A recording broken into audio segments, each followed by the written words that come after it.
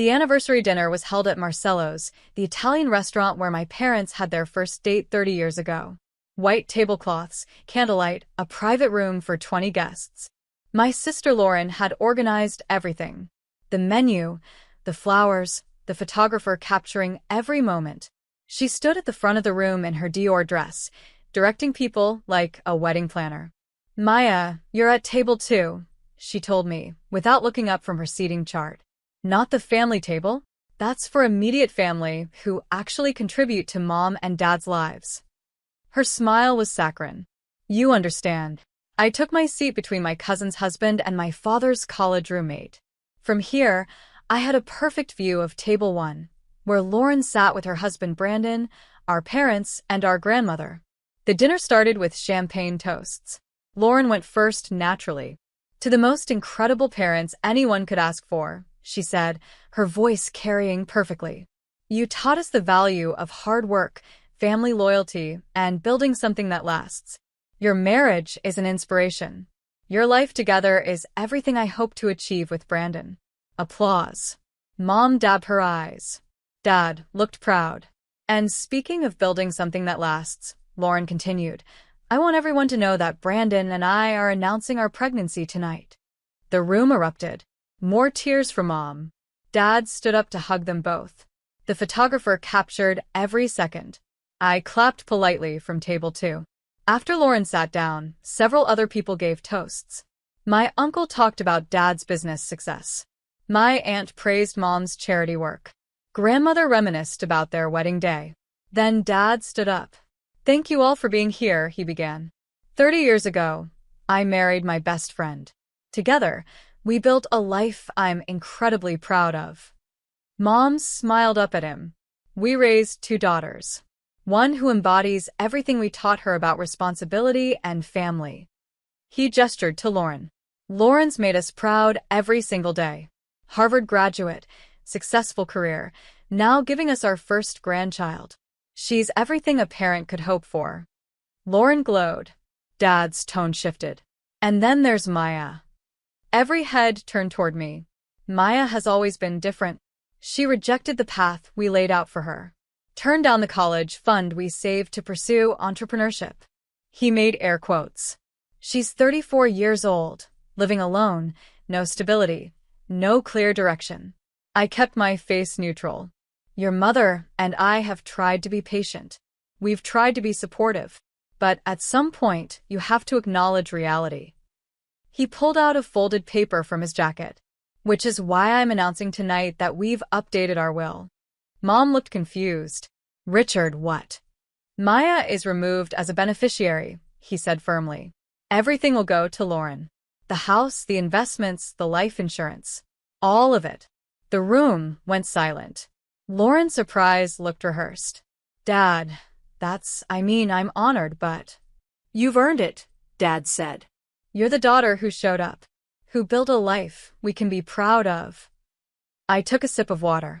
Grandmother looked uncomfortable. "Richard, this seems like something to discuss privately. We're family. We don't keep secrets." Dad looked directly at me. "Maya needs to hear this. Maybe it'll finally motivate her to get serious about her life." My cousin Sarah whispered, "This is brutal." Dad sat down. The room buzzed with awkward murmurs. Lauren looked triumphant despite her fake protests. That's when Mom's phone buzzed on the table. She glanced at it, frowned, and picked it up. Her face went pale. "Richard," she said quietly. "Not now, Margaret. We're celebrating." "Richard." Her voice was sharper. "Our mortgage payment failed." "What?" "That's impossible. It's auto-pay." The bank sent an alert. "The account." She read from her phone. "Mortgage payment failed. Contact M. Peterson Trust immediately for payment authorization." Dad grabbed the phone. "M. Peterson Trust? What the hell is that?" I set down my water glass carefully. Lauren leaned over. "Dad, what's wrong?" "The mortgage payment bounced." He was scrolling frantically. "But we don't have a mortgage. We paid off the house 10 years ago." "Apparently not," Mom said weakly. My Uncle James spoke up. "Richard, you're saying you have a mortgage you didn't know about?" I'm saying this makes no sense. Dad's face was reddening. Margaret, call the bank. This is obviously an error. Mom dialed. The room watched in uncomfortable silence as she navigated phone menus. Yes, I'm calling about a mortgage payment failure, she said. Account number. She read off the numbers from the text. Yes, I'll hold. The photographer had stopped taking pictures. Mom's expression grew more confused. Yes, I'm Margaret Peterson. My husband, Richard Peterson. The property at 847 Windermere Drive. A pause. What do you mean the account is in Maya Peterson's name? Every eye turned to me. Maya who? Dad demanded. Mom looked at me. They're saying the mortgage account is managed by Peterson Trust, and the trustee is Maya Peterson. That's ridiculous, Dad said. Maya doesn't have anything to do with our house. I stayed quiet. Mom was listening to the bank representative. I see. And how long has this trust been paying the mortgage? Her face went white. 7 years.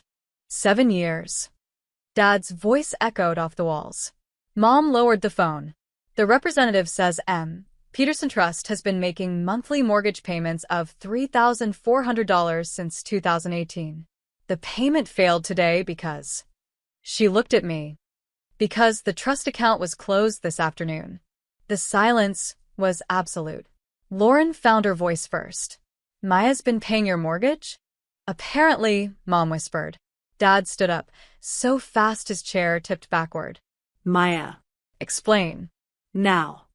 I folded my napkin carefully.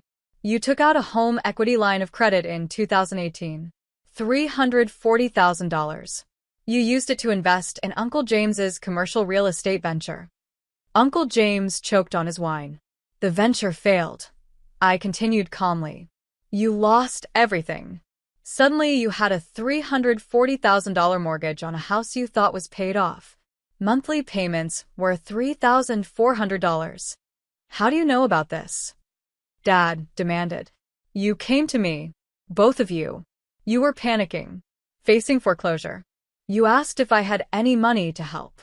Mom's hand covered her mouth. I set up the Peterson Trust. I took over the mortgage payments. $3,400 a month, every month, for 7 years. Lauren was doing math on her phone. That's almost $300,000. $285,600 to be exact, I said. Plus the fees to set up and maintain the trust. Dad's face had gone from red to purple. You never said anything. You asked me not to. You were embarrassed. You said if the family found out about the failed investment, it would ruin your reputation. So you just paid? Mom asked weakly. Every month. On time. Without fail. Grandmother was staring at Dad. You told us you paid off the house years ago. I did. Then he stopped. It was a good investment. It should have worked. But it didn't, I said. And rather than face the consequences, you let your daughter, the one who rejected your path, bail you out. Why would you help if you're so bitter about it? Lauren snapped. I'm not bitter. I just find it interesting that the daughter, who never showed up, has been keeping you from foreclosure for 7 years. Dad pointed a shaking finger at me. You closed the account. You stopped paying. What the hell, Maya? You cut me from the will, I said simply. You announced to 20 people that I'm a disappointment who deserves nothing. So I thought, why should I keep paying for a house I'll never inherit? That's blackmail. That's consequences. I stood up. You're adults. You took out the loan. You lost the money. The mortgage is your responsibility. Mom grabbed my arm. Maya, please. We can't afford $3,400 a month. Then I suggest you sell some of those investments Dad mentioned in his toast. Or downsize. Or ask Lauren for help. She's the daughter who contributes, after all. Lauren's face had gone pale. I can't afford. We just bought a house, and with the baby, not my problem anymore. Dad's voice dropped to something dangerous. If you walk away from this, you're not my daughter. According to the will you just announced, I'm already not your daughter in any way that matters. I picked up my purse. Grandmother spoke quietly. Maya, dear, 7 years of payments. You did that silently while they criticized your life choices? Every month, Grandma. And they never thanked you? They never acknowledged it. The trust payments were anonymous from their perspective. They knew someone was helping but never asked who. Uncle James had found his voice. Richard, you told me that investment money came from a business account. It did. My business. You said you'd cleared it with Margaret. Mom turned to him. He told me it was a small investment from discretionary funds. $340,000 is not small. The photographer quietly packed up her camera. I walked toward the door. Mom followed. Maya, wait. Please. We can fix this. How? By putting me back in the will you just publicly cut me from. Yes. I didn't know about the mortgage payments. If I'd known, you would have what? Been nicer to me? Maybe seated me at table 1? I shook my head. Mom, I don't want to be in your will. I don't need your money.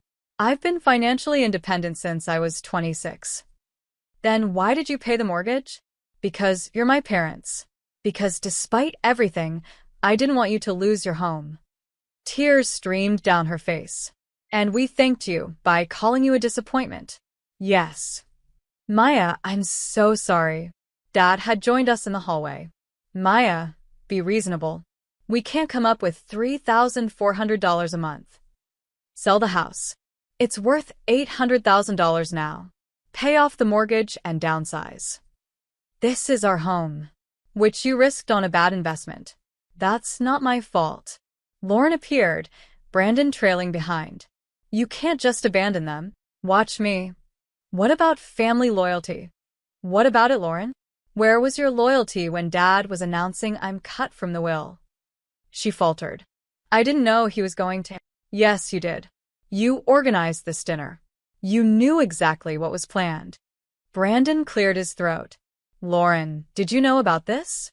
Dad mentioned updating the will, but I didn't think. You didn't think, or you didn't care? I looked at my sister. You've always been the favorite. The golden child. That's fine. I made peace with it years ago. But don't pretend you didn't benefit from their blind spots about me. Grandmother emerged from the dining room, her purse over her arm. I'm leaving. This is disgraceful. Mother, please, Dad started. Don't mother me, Richard. You publicly humiliated your daughter, the same daughter who's been saving you from bankruptcy for 7 years. I'm ashamed of you. She kissed my cheek. Maya, dear, let's have lunch next week. I'd like to hear about this business of yours that apparently generates enough income to pay someone else's mortgage without breaking a sweat. I'd like that, Grandma. She left, her heels clicking authoritatively on the marble floor. The other guests began filtering out, murmuring sympathetically as they passed. Some squeezed my shoulder. Others avoided eye contact. Finally, it was just family in the hallway. Maya, Dad said, his voice different now. Smaller. What do you want from us? Nothing. I wanted nothing 7 years ago when I started paying your mortgage. I want nothing now. So we just lose our house? You figure it out. Sell it. Refinance if you can qualify. Ask Uncle James to buy you out since it was his failed venture that caused this. I adjusted my purse. There are options. You're smart people. You'll manage. Without your help. Without my help. Mom was crying harder now. We can't afford this place on Dad's retirement income. Then maybe you shouldn't have cut your financially stable daughter from the will. Lauren spoke up, her voice shaking. I'll help. Brandon and I can. You're having a baby, I interrupted. You just bought a house. You can't afford this either. So, what? We just let them lose everything. They won't lose everything. They'll lose the oversized house they can't afford. That's not the same thing. Dad's shoulders slumped. I can't believe this is happening. Really? You can't believe that actions have consequences. I thought you loved us. I do love you. That's why I paid your mortgage for 7 years while you told everyone I was a failure. I headed for the exit. But love doesn't mean being a doormat. Figure out your finances. I'm done subsidizing your lifestyle. Maya, Mom called after me. I turned back. The business you built, she said quietly. The one that let you pay $3,400 a month without us knowing. What is it? I own a portfolio of rental properties. Started with one duplex, reinvested profits, grew it to 43 units across the city. Annual revenue is around $2.1 million. Dad's mouth fell open. The entrepreneurship you mocked? It made me a multimillionaire. The no clear direction you criticized? It gave me more financial stability than your corporate career ever provided. I paused. But you never asked. You just assumed. Lauren whispered. 43 properties? 43. I'm currently in escrow on number 44. And you let us think. I didn't let you think anything.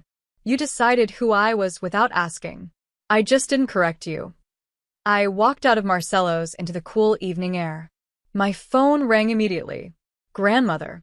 Maya, dear, I'm transferring some funds to you. Consider it reimbursement for what you've paid on your parents' behalf. Grandma, you don't need to. I absolutely do. They took advantage of your generosity. The least I can do is ensure you don't suffer financially for it. I'm not suffering. The mortgage payments were manageable. Still. Family should take care of family. And you're the only one who actually did. Thank you, Grandma. Next week, lunch. And Maya? I'm updating my will too. You're getting the beach house. Grandma. Don't argue. You've earned it. Unlike some people, you understand the value of family and money. She paused. Your parents will figure this out. And maybe, finally, they'll see what they've had all along. I drove home to my apartment, the one my parents thought was all I could afford. In reality, it was the penthouse in a building I owned. I liked the view. My phone buzzed. A text from Mom. Asterisk, please reconsider. We're begging you. Asterisk. I didn't respond. Another from Lauren. Asterisk, this is cruel. They're your parents. Asterisk. I turned off my phone. The next morning, I had 17 missed calls. I listened to one voicemail from Dad. Maya, it's Dad. The bank says we have 60 days before foreclosure proceedings begin. We need to talk. Please call me back. I'm sorry about what I said at dinner. I didn't understand the situation. Call me. Please. I deleted it. A week later, Grandmother and I had lunch at her club. They put the house on the market, she told me. Listed at $795,000. Good. They'll clear the mortgage and have money left over. They're devastated. They'll survive. Richard called me crying. Your father crying. Actions have consequences. She studied me over her teacup. You're not going to forgive them, are you? Eventually. But not yet. They need to understand what they had and what they lost. And what they lost was you. Not entirely. Just my willingness to be their silent safety net while they publicly dismissed me. Grandmother nodded slowly. You know, your grandfather would have loved you. He believed in letting people face the consequences of their choices. Sounds like a smart man. He was. And he would have been proud of what you built. 43 properties by 34. That's remarkable. Thank you. Your parents will come around eventually. Maybe. But things will be different. Different how? I smiled. I'm thinking table 1 at the next family dinner.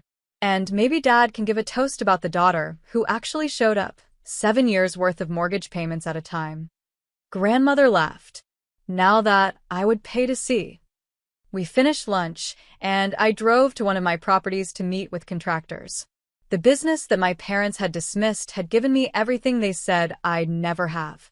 Stability, success, independence, and the freedom to walk away when they finally pushed too far. My phone buzzed. Another message from Mom.